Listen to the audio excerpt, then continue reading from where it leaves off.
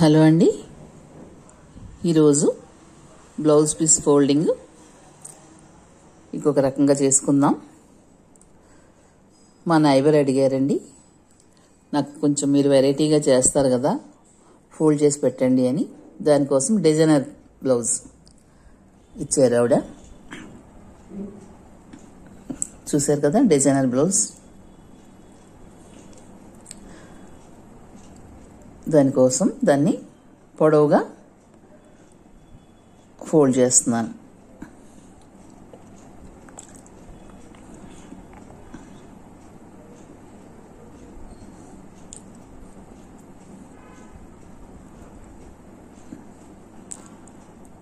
Round రావటం కోసం సెల్లో టేప్ బండిల్ పెట్టాను.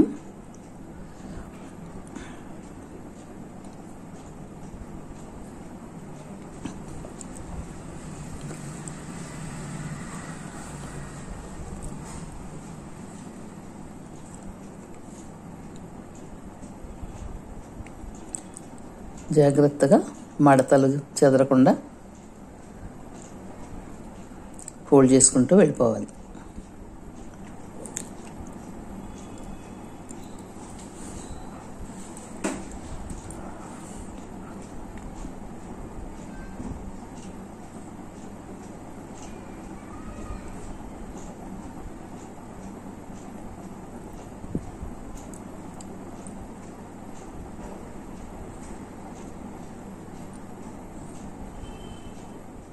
పొడవుగా తీసాను కదండి, అందుకనే అంత రౌండ్ తిరుగుతుంది అది.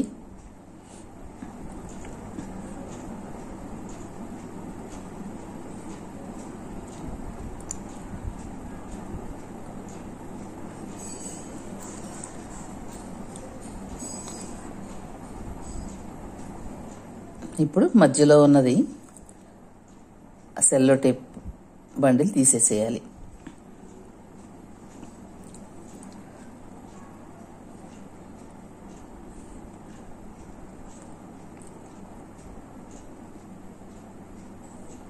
చూసారా, రౌండ్గా వచ్చింది కదా.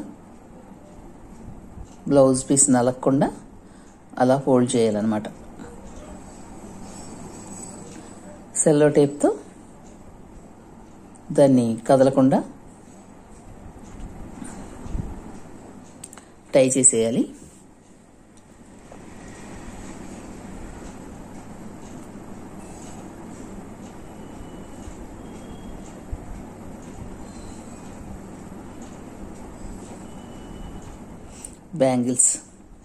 బ్యాంగిల్స్ 4 బ్యాంగిల్స్ని కూడా సెల్లో టేప్తో టై చేయాలి.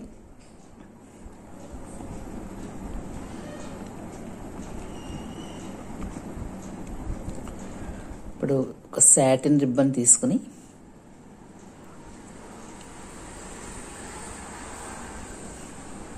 బ్యాంగిల్స్కి నాట్ వేసి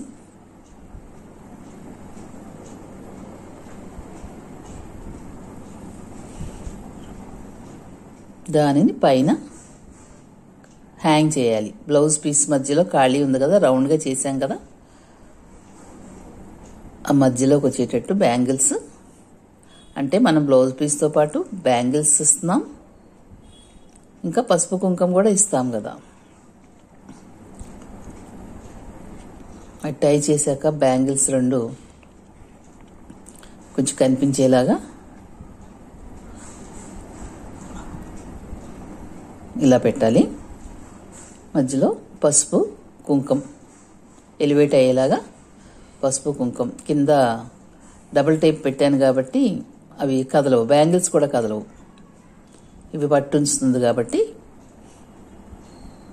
ఫుల్ ప్యాక్ ఇదండి. ఈ ప్యాక్ ఏమీ కదలదు, అలా పెట్టేయచ్చు తీసి. కావాలంటే మధ్యలో ఫ్లవర్స్ పెట్టి కూడా ఇవ్వచ్చు. ఫ్లవర్స్ పెట్టి ఆ ప్యాక్ అలా పాలిథిన్ కవర్లో ప్యాక్ చేసిస్తే చక్కగా నీట్గా ఉంటుంది. వాళ్ళు కూడా హ్యాపీ అవుతారు.